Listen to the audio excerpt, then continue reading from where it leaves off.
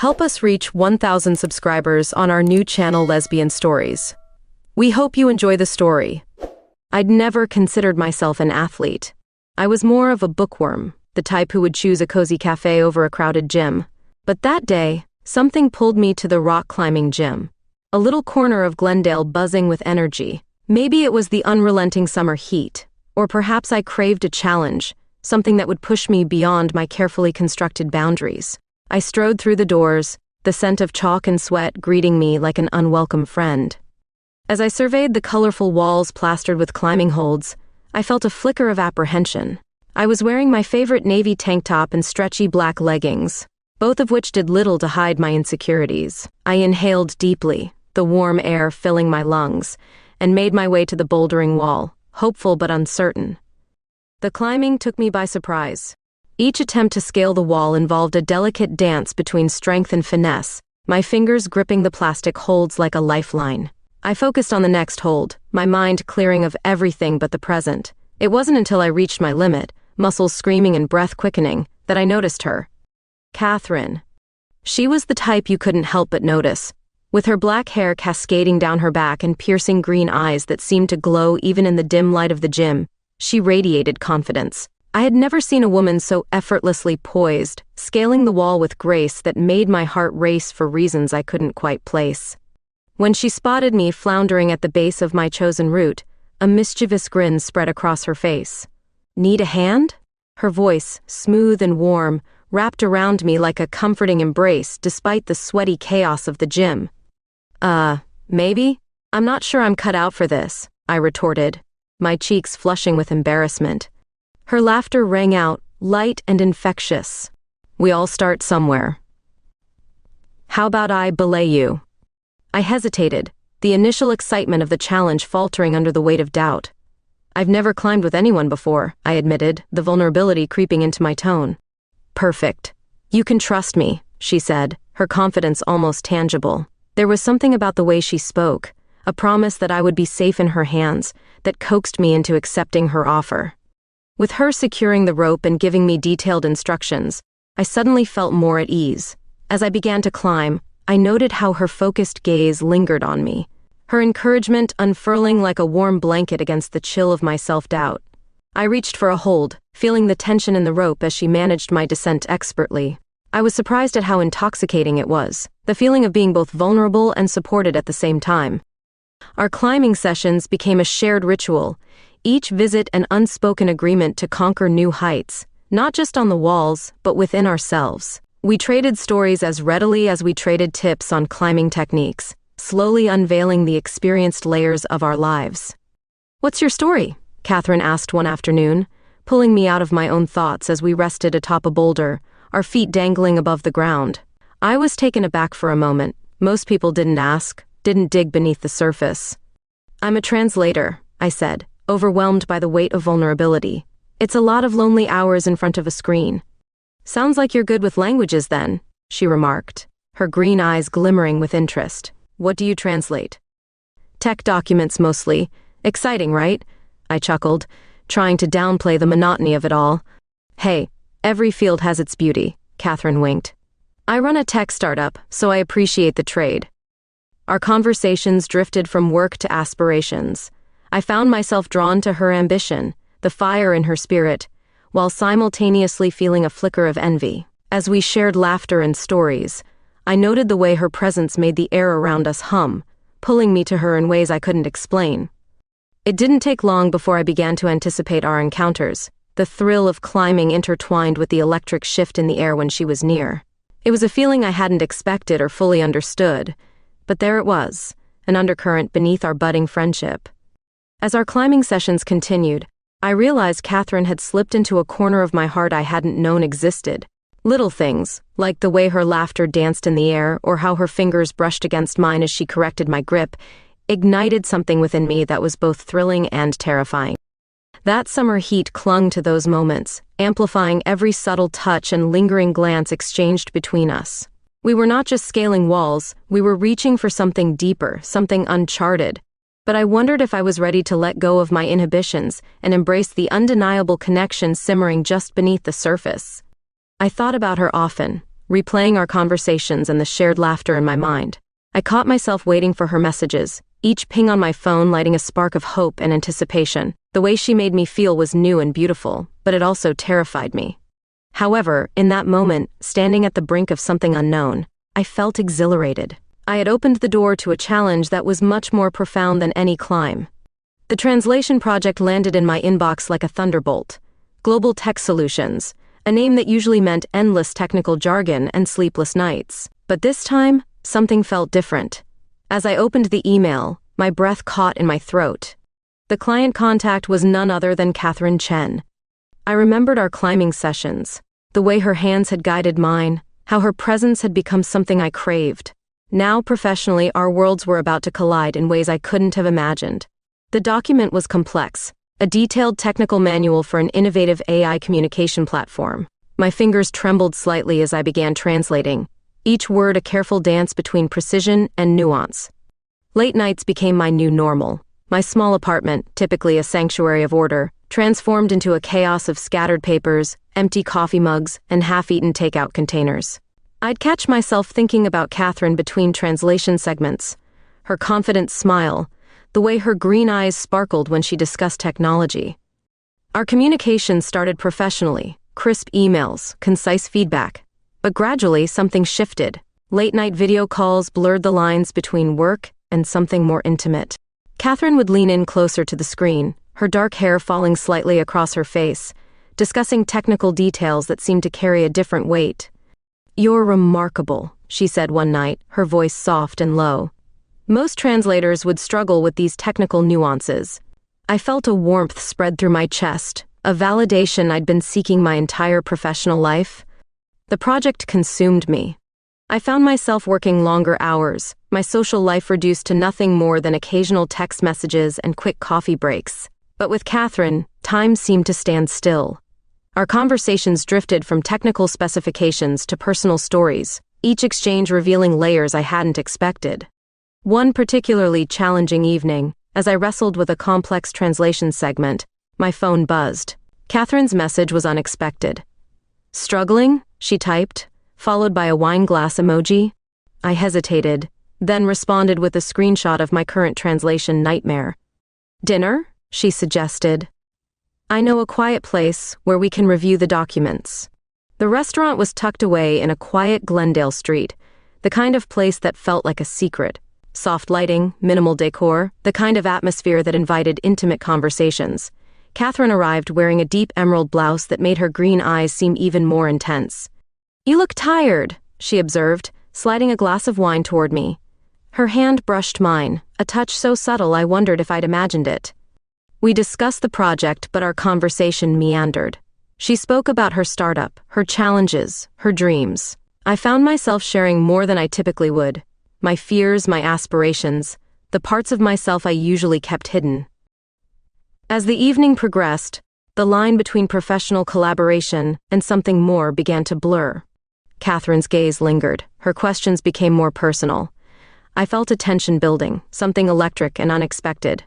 "Have you ever done a translation that changed everything?" she asked, her voice dropping to a near whisper. I thought about the question, about translations that weren't just about words, but about entire worlds opening up, about connections that transcended language, about her. "Maybe," I responded, my heart racing. Some translations do more than just convert words. They reveal entire universes. Her smile told me she understood exactly what I meant. The night ended with an unspoken promise, a connection that went beyond professional boundaries. As I drove home, the city lights blurring around me, I realized something fundamental had shifted. Catherine wasn't just a client anymore. She was becoming something, someone I couldn't quite define. My world was expanding, one translated word at a time, and Catherine was at the center of this transformation, pulling me towards something I both feared and desperately wanted to explore. The company retreat was supposed to be a standard corporate event, team building, strategy discussions, networking, but for me it became something entirely different. Nestled in a secluded mountain resort just outside Glendale, the location promised both professional development and unexpected intimacy. Our shared accommodations were the first surprise, A last-minute room shortage meant Catherine and I would be roommates, a twist of fate that sent my heart racing faster than any climbing route ever had. The room was modest, with 2 single beds separated by a small nightstand, a delicate boundary that felt increasingly fragile with each passing moment. That first evening, we attended the mandatory team-building dinner. Catherine wore a deep navy blazer that accentuated her confident posture. I caught myself staring more than once, mesmerized by the way she moved, how she commanded attention without seeming to try. Our colleagues chatted around us, but I was hyper-aware of every subtle movement, every accidental touch. As the evening progressed, we found ourselves on the resort's expansive balcony. The mountain air was crisp, filled with the kind of silence that invites vulnerability. Catherine's walls seemed to soften, her typically confident demeanor giving way to something more raw and genuine. "I've never told anyone this," she began, her voice barely above a whisper. The moonlight caught her face, casting shadows that made her look both vulnerable and impossibly beautiful. "My last relationship ended badly. She was my business partner, and when things fell apart, I lost both my lover and my closest friend." I listened, feeling the weight of her words. The professional Catherine, the one I'd known through emails and meetings, seemed to dissolve. Here was a woman of depth, of pain, of incredible resilience. "I'm sorry," I responded, my hand instinctively moving closer to hers. The touch was electric, a connection that went beyond words, beyond professional boundaries. As the night deepened, our conversation became more intimate. We shared stories of past relationships, of dreams and fears. Catherine spoke about her journey of self-discovery, her challenges as a queer woman in the tech industry. I found myself opening up in ways I never had before, revealing parts of myself I'd kept carefully hidden. The moment it happened was both sudden and inevitable. One moment we were talking, the next, she was closer. Her breath was warm against my skin, her eyes searching mine with an intensity that made the world around us disappear. "Harper," she whispered, my name a prayer on her lips. Our first kiss was nothing like I'd imagined. It was soft, tentative, a question more than a statement. Her lips were gentle, almost hesitant, giving me space to pull away. But I didn't want to. Something inside me, a part I'd kept locked away, was finally breaking free. The kiss deepened, a slow exploration of newfound desire. Her hand found the back of my neck, pulling me closer. I could taste the wine from dinner, the hint of mint from her breath. Everything felt heightened, the sound of our breathing, the warmth of her body, the electricity between us. When we finally pulled apart, the world seemed different. The mountain air felt charged, full of possibilities I'd never considered before. Catherine looked at me, really looked at me, with an expression that was equal parts desire and something softer, more tender. "I didn't expect this," I whispered, my voice trembling. Her laugh was soft, understanding. "Neither did I." That night, we didn't cross further boundaries. We talked, we touched, carefully, respectfully.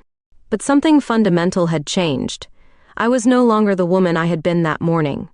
Catherine had awakened something in me, a possibility, a potential, a part of myself I'd never known existed. As we lay in our separate beds, the space between us felt charged with unspoken promise.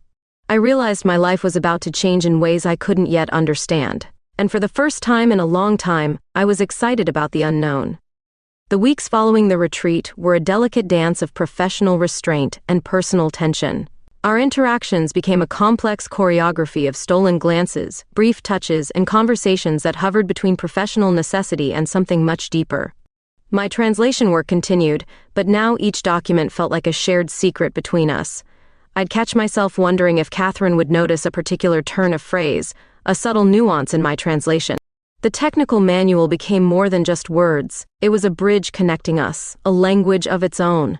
One afternoon, an unexpected complication arose.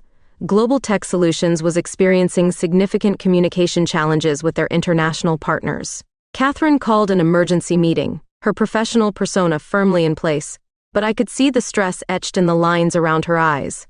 "We need a complete retranslation," she announced, her voice tight with tension. "The current documents are creating more confusion than clarity." The project became all-consuming. Late nights turned into early mornings. We worked from my apartment, surrounded by stacks of documents, empty coffee cups, and the kind of intense focus that borders on obsession. My living room transformed into a war room of translation, with color-coded notes and complex linguistic diagrams covering every available surface. It was during one of these marathon sessions that things shifted again. Catherine had been studying a particularly challenging section, her brow furrowed in concentration. Without thinking, I reached out and brushed a strand of hair from her face. The touch was electric, a moment of intimate connection that broke through our professional veneer. "Harper," she said, my name a soft warning and an invitation. Our kiss was different this time, less tentative, more urgent. The tension of weeks of unspoken desire came crashing down. Her hands found my waist, pulling me closer. I could taste the desperation, the weeks of holding back, the professional boundaries we were about to shatter. But professional reality has a way of intruding. Her phone rang, a critical call from the company's international division. Just like that, the moment dissolved. We pulled apart, both breathing heavily, the spell broken by the harsh ring of professional responsibility. The translation became our shared secret, our intimate collaboration. Each word felt charged with something more than just technical accuracy. We were creating something together, a bridge between languages, between professional and personal boundaries. As the project neared completion, the stakes became increasingly high. The translation wasn't just about words anymore, it was about preventing a potential international business disaster. Catherine's startup was on the line, her reputation hanging in the balance. "If we get this wrong," she confided one night, "we could lose everything." I understood the weight of her words. My translation wasn't just a job, it was a lifeline, a crucial communication that could make or break her company's international expansion. The final draft came together in a moment of pure synchronicity. We worked side by side, our bodies close, our minds perfectly aligned. When we finally submitted the translation, there was a sense of shared triumph that went beyond professional achievement. That night, we celebrated quietly. A bottle of wine, takeout from our favorite Thai restaurant, the soft buzz of accomplishment surrounding us. Catherine's hand found mine, our fingers intertwining with a familiarity that felt both new and inevitable. "We did it," she whispered, her breath warm against my ear. But I knew we had done more than just complete a translation. We had created something unique, a connection that defied professional boundaries, a language of our own that went far beyond words. As the city lights flickered outside my apartment window, I realized we were standing on the edge of something profound. The translation was complete, but our story was just beginning. The glow of our professional success and personal connection lingered for days, but reality had a way of creeping in. As I sat in my apartment staring at the phone, I realized I had to make a call I'd been dreading. My conservative family back in Wisconsin had always been a source of both comfort and conflict. Now I faced the daunting task of coming out to them. My mother's voice on the other end was warm and familiar, but as I began to explain my relationship with Catherine, I could feel the temperature drop. Her silence was deafening, interrupted only by the occasional sharp intake of breath. When she finally spoke, her words were careful, measured. "Harper, honey, are you sure about this? It's not just a phase?" The word phase hung between us, heavy with implication. I found myself defending not just my relationship, but my very identity. Years of self-doubt and societal expectations crashed over me like a tidal wave. By the time I hung up, I felt drained, raw, and utterly alone. Catherine found me later that evening, curled up on my couch, eyes red-rimmed from crying. She didn't ask questions, just held me, her presence a balm to my wounded spirit. As I recounted the conversation, her arms tightened around me, a physical shield against the world's judgment. "They'll come around," she whispered, but I could hear the uncertainty in her voice. We both knew that acceptance wasn't guaranteed, that this was just the beginning of a long and potentially painful journey. As days turned into weeks, the strain of my family's disapproval began to show. Calls became less frequent, conversations more stilted. Catherine was endlessly patient, but I could see the hurt in her eyes when I'd flinch at public displays of affection or hesitate to introduce her as my girlfriend. Just as I was beginning to find my footing in this new reality, Catherine dropped a bombshell of her own. Her startup had caught the attention of a major tech conglomerate in Silicon Valley. They were offering her a chance to expand globally, but it would mean relocating to California for at least a year. "It's an incredible opportunity," she said, her eyes bright with excitement. "But I won't go if you don't want me to. We can figure something out." I felt my heart constrict. The thought of being separated was painful, but the idea of holding her back was even worse. We spent nights talking through scenarios, trying to find a compromise that wouldn't leave either of us feeling resentful or abandoned. "Maybe I could come with you," I suggested one night, the words tumbling out before I could stop them. The idea was terrifying and exhilarating in equal measure.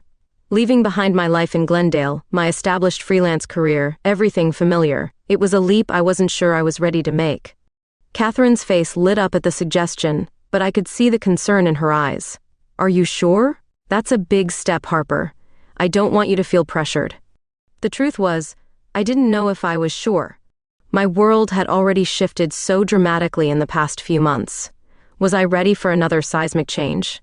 As we grappled with this new challenge, I found myself reflecting on how far we'd come. From that first meeting at the climbing gym to our current crossroads, every step had been a mix of exhilaration and fear. I realized that our relationship had always been about facing challenges together, about pushing each other to grow. One evening, as we sat on my balcony watching the sunset over Glendale, Catherine took my hand. "Whatever we decide," she said softly, "we'll face it together. This isn't just my decision or your decision. It's ours." In that moment, I felt a surge of certainty. Yes, the road ahead was uncertain. Yes, there would be challenges, family disapproval, long-distance struggles, career adjustments. But looking at Catherine, feeling the warmth of her hand in mine, I knew that we had something worth fighting for. "Let's do it," I said, my voice stronger than I expected. "Let's take this leap together." Catherine's smile was radiant, a mirror of the hope and love I felt swelling in my own chest. As we kissed, the fading sunlight painting the sky in shades of pink and gold, I realized that this wasn't just about making a decision. It was about choosing each other, choosing us, in the face of whatever challenges lay ahead. The coming days would be filled with planning, with difficult conversations, with moments of doubt. But as we held each other, the world stretching out before us full of possibility, I knew that we were ready to face it all. Together. The cabin in the mountains was a world away from the bustling streets of Glendale. As I stepped out of the car, the crisp air filled my lungs, carrying with it the scent of pine and promise. Catherine joined me, her hand slipping into mine with a familiarity that still sent shivers down my spine. "Ready for our getaway?" she asked, her green eyes sparkling with a mixture of excitement and something deeper, more intense. I nodded, unable to find words for the emotions swirling within me. This weekend was more than just a break from the chaos of moving preparations and work transitions. It was a chance for us to reconnect, to reaffirm our commitment to each other before the whirlwind of change swept us up. The cabin was cozy, all warm wood and soft fabrics. As night fell, we sat on the porch, wrapped in a thick blanket, watching as stars appeared one by one in the inky sky. Catherine's body was warm against mine, her presence an anchor in the sea of uncertainty that had become my life. "I never thought I'd be here," I confessed, my voice barely above a whisper. "Not just in this beautiful place, but here, with you, about to start a new life together." Catherine turned to me, her expression soft in the moonlight. "Are you scared?" she asked, her tone gentle, free of judgment. I considered her question, feeling the weight of honesty between us. "Yes," I admitted, but also incredibly excited. It's like standing on the edge of a cliff, terrified of falling, but exhilarated by the view. Her laugh was low, understanding. "I know exactly what you mean." As we talked, the night deepened around us. We spoke of our fears, our hopes, the challenges we'd faced, and those still to come. Catherine told me about her own journey of self-discovery, the pain of past relationships, and the joy she'd found in our connection. "You've awakened something in me, Harper," she said, her fingers tracing patterns on my arm. "A part of myself I thought I'd lost." Her words resonated deep within me, echoing my own experience. This relationship had been a revelation, a journey of self-discovery as much as it was a love story. As the conversation lulled, Catherine stood, extending her hand to me. "Come with me," she said, her voice low and inviting. Inside the cabin, the atmosphere shifted. The air felt charged, heavy with anticipation. Catherine's fingers found the zipper of my dress, slowly sliding it down. The cool air raised goosebumps on my skin, but her touch was warm, reverent. "You're beautiful," she whispered, her words a caress against my skin. Our lovemaking was slow, exploratory. Each touch, each kiss felt like a discovery, a mapping of new territory. Catherine's hands were gentle yet sure, guiding me through waves of sensation I'd never experienced before. In her arms, I felt seen, understood, cherished in a way I never had before. Afterwards, we lay tangled together, our breathing slowly returning to normal. The moonlight filtered through the window, casting a soft glow over Catherine's features. I traced the curve of her cheek, marveling at the journey that had brought us here. "I love you," I said, the words falling from my lips with a certainty that surprised me. Catherine's smile was radiant. "I love you too," she replied, pulling me closer. As dawn broke, painting the sky in hues of pink and gold, we stood on the porch once more. The world stretched out before us, full of possibility and promise. I thought about the challenges we'd faced, my family's disapproval, the stress of career changes, the fear of the unknown, and realized that they had only made our bond stronger. "Are you ready for this?" Catherine asked, her arm around my waist. I looked at her, at the woman who had changed my life in ways I was still discovering. "With you?" I said, feeling a smile spread across my face. "I'm ready for anything." As we packed the car, preparing to return to the whirlwind of our lives, I felt a sense of peace settle over me. The future was uncertain, full of challenges and changes. But with Catherine by my side, I was ready to face whatever came our way. Our story